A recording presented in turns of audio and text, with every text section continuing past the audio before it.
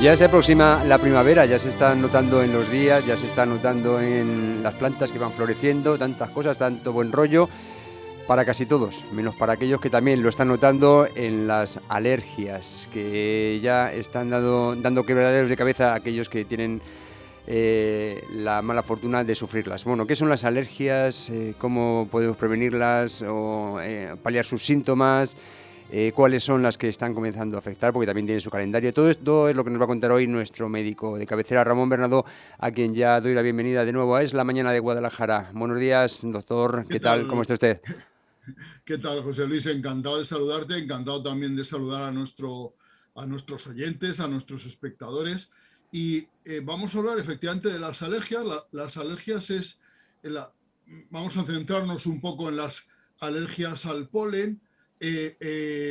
Primero vamos a intentar explicar un poquito cómo se producen las alergias. ¿Te parece, José Luis? Perfecto. Mira, nosotros tenemos un sistema inmunitario que ahora, con esto de la pandemia, pues ha estado más en el candelero que nunca. Y con este sistema inmunitario nosotros pues nos defendemos sobre todo de las infecciones, ¿verdad? También nos defendemos de las células que producimos nosotros mismos de manera errónea y que pueden ser malignas. Nos defendemos de nuestros tumores, ¿no? El sistema inmunitario siempre está alerta, siempre está funcionando y consigue eliminar las células defectuosas, malignas que produce nuestro organismo, y es un sistema estupendo de defensa contra tumores, y nos defiende también de las infecciones contra virus, contra bacterias, contra hongos, pero a veces el sistema inmunitario funciona de manera equivocada, se equivoca y reconoce cosas que son normales en la naturaleza, habituales, como peligrosas, ¿no? Eso, ¿qué pasa? Pues con los alergenos, con los pólenes, ¿verdad? Nosotros, por ejemplo, ahora que estamos en febrero, pues está el polen de las cupráceas, ¿no? De las arizónicas, de los cipreses, ahora están floreciendo y eso está en el ambiente. Con este ambiente seco, soleado, más aún. Entonces, esto está flotando en el ambiente y nuestro organismo no tendría por qué reconocerlo como una sustancia peligrosa, porque es una cosa natural, totalmente natural. Pero nuestro organismo equivocadamente lo reconoce como algo peligroso y produce anticuerpos contra esas sustancias, contra esos pólenes, ¿no? Y produce unos anticuerpos específicos, que son los anticuerpos IgE, las inmunoglobulinas E. Mira, conocemos todos, porque con esto de la pandemia hemos aprendido muchas cosas de inmunidad y tal, pues conocemos todos las inmunoglobulinas M y las inmunoglobulinas G, ¿verdad?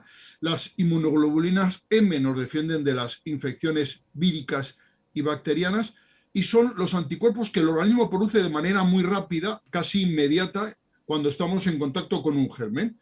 Y esos anticuerpos son perecederos, van a durar unos días y van a tomar la alternativa los anticuerpos IgG. Los IgG son permanentes, permanecen en el organismo durante mucho tiempo, y si van desapareciendo luego se pueden producir muy rápidamente gracias a la memoria inmunológica.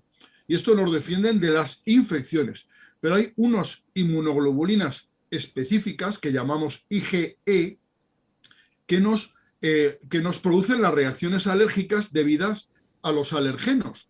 Y nosotros podemos medir los IgE específicos. O sea, una persona que es alérgica, vamos a poner a las gambas, por ejemplo. Te pongo un ejemplo que no es un alergeno inhalado, que no es un polen, es una cosa que es bastante frecuente. Pues nosotros detectamos por medio de un análisis la IgE específica contra las gambas y podemos saber que ese individuo es específicamente sensible a las gambas y en consecuencia debe de evitarlas, ¿no?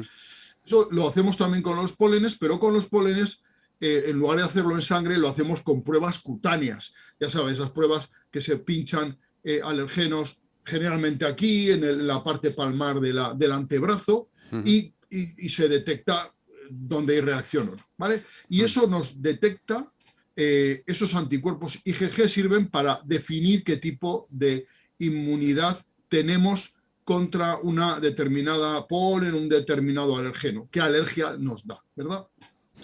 ¿Y qué ocurre con estos IgE? Mira, estos IgE van a estimular unas células específicas que son los mastocitos. Los mastocitos son unas células que nosotros tenemos en las mucosas, en la piel, y que son las que producen histamina.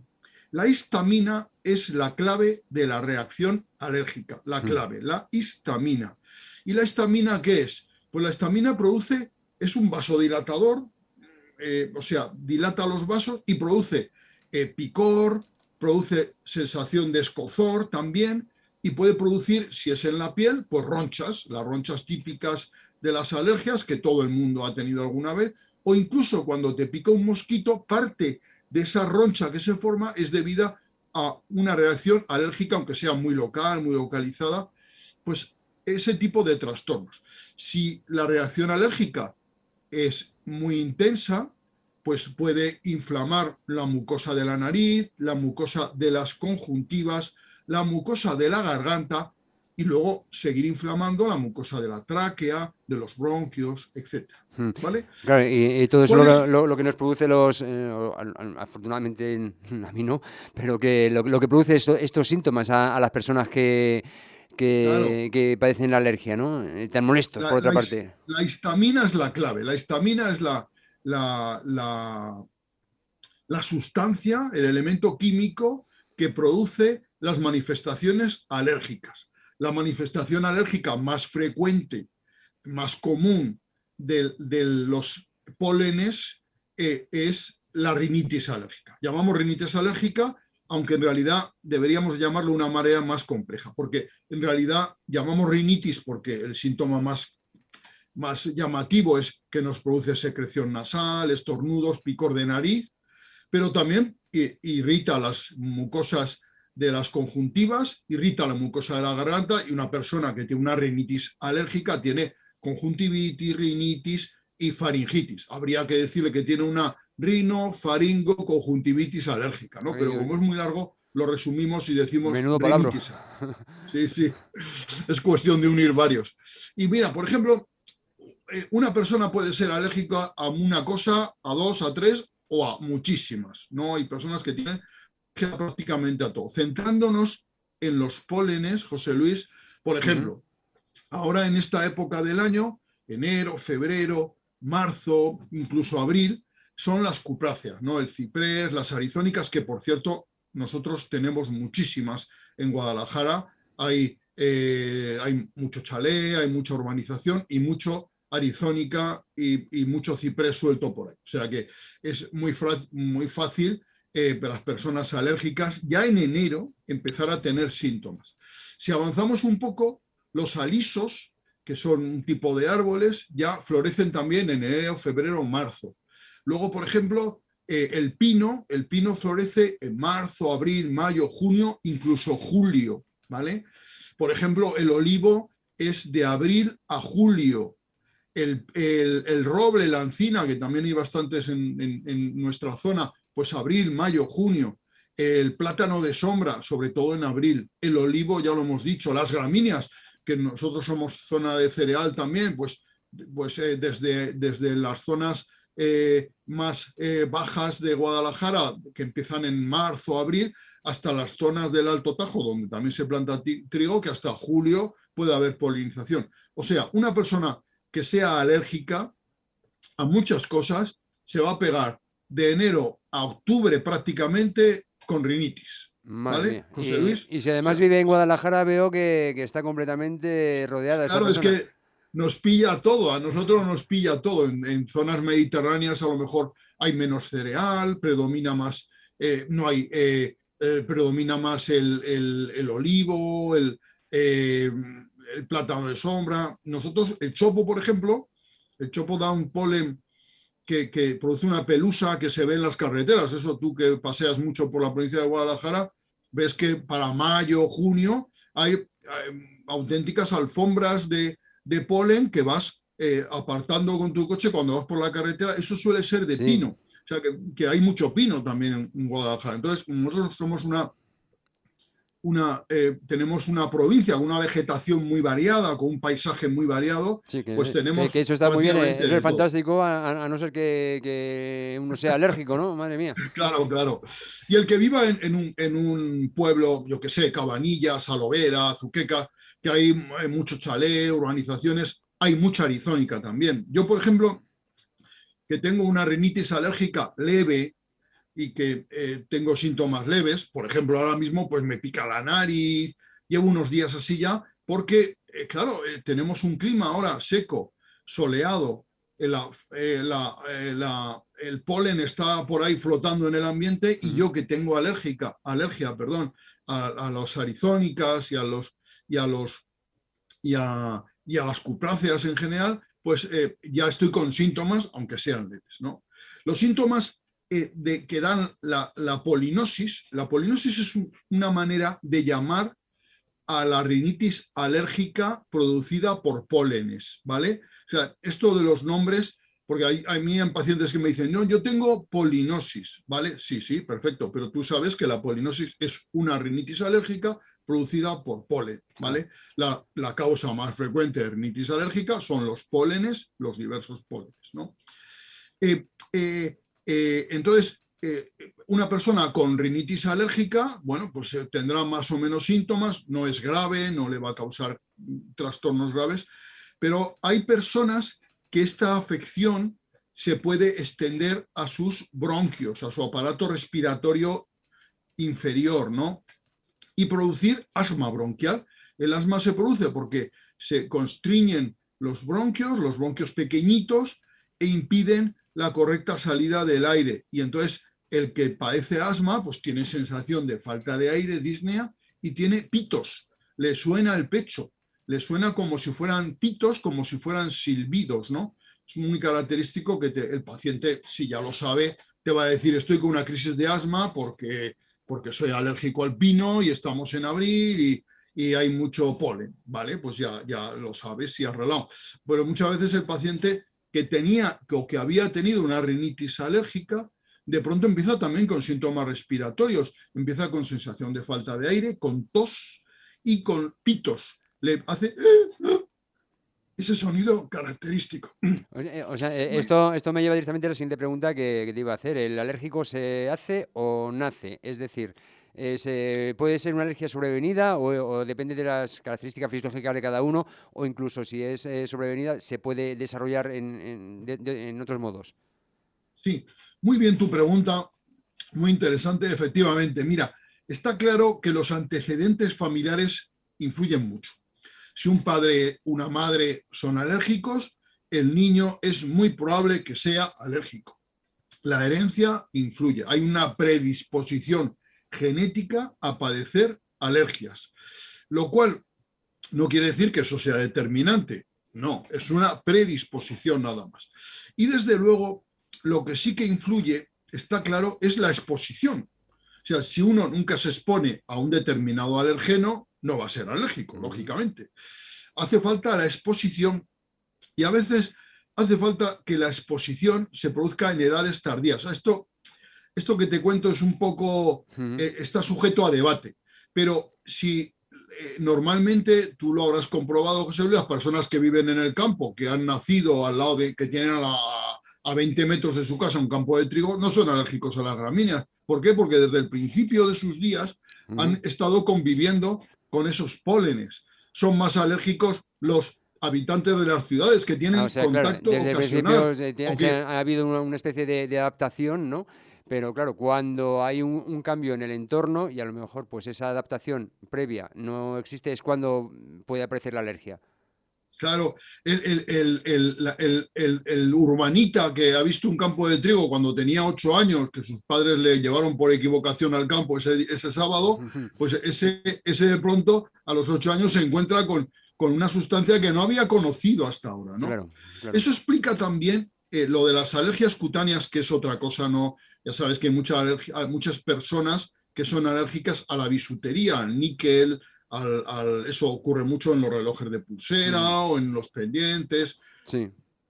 en cuestiones que se colocan en la piel de bisutería Y me dirás, bueno, ¿y por qué hay muy poca gente alérgica al oro? Al oro no hay casi nadie. Porque es muy normal que a nuestros hijos, ahora menos, pero en mi época mucho más, se les ponga algún objeto de oro desde que nacen, ¿no? O una cadenita o unos pendientitos a las niñas. Eso que hacía que el niño reconozca el oro como un material habitual casi desde su nacimiento. Claro. Y por eso no hay alergias al oro. En cambio, no se le ponen cosas de bisutería a un niño, no se le pone una medallita de níquel o de latón, ¿no? Eso no se hace, ¿no? Entonces, por eso ese tipo de elementos hace que uno sea alérgico a determinadas sustancias que no ha tenido contacto desde su más tierna infancia, ¿no? Hay una teoría que es la teoría de la higiene, que dice que ahora los niños, o en general, son mucho más alérgicos a cosas porque los mantenemos en una especie de burbuja, encerrados en una burbuja higiénica en el que no tienen contacto con casi nada, y entonces ellos no reconocen. Su inmunidad reconoce tarde las sustancias y las va a reconocer mal, ¿verdad? El que vive rodeado de cabras no va a ser alérgico a las cabras, o el que vive con perros y gatos desde su más tierna infancia es prácticamente imposible que vaya a ser alérgico al pelo o a las escamas de la piel del gato o del perro, ¿verdad? Pero volviendo a los pólenes, ¿vale? Rinitis alérgica, asma bronquial. Otra categoría superior de alergia sería la urticaria. La urticaria, que es una reacción cutánea, extensa, rápida, en la que aparecen ronchas con una facilidad rapidísima, o sea, aparecen muy rápidamente y van cambiando, desaparecen, ¿no? El paciente que te viene a la consulta y dice, yo creo que es una alergia, yo creo que es una urticaria, y tengo esta roncha de hace 3 meses. No, eso no es una urticaria. La urticaria aparece rápido, desaparece rápido, varía, ¿no? Fluctúa muy rápidamente. Y luego otro escalón superior tendríamos el shock anafiláctico. Hay personas que por el contacto a determinado alergeno pueden tener un cuadro en el que se quedan chocados, baja la tensión, aumenta el pulso, pierden el conocimiento, incluso pueden perder la vida, ¿no? Porque se produce además edema de las estructuras de la vía respiratoria, y pueden incluso producir edema de glotis y cerrar la vía respiratoria, ¿no? Esos son casos gravísimos de alergia que en Guadalajara lamentablemente se dan con cierta frecuencia, porque en Guadalajara hay mucha apicultura, mucha cría de abejas, y hay muchas personas que son alérgicos a la picadura de la abeja, ¿no? La abeja deja un aguijón, inyecta una pequeña sustancia a la que se puede ser alérgico.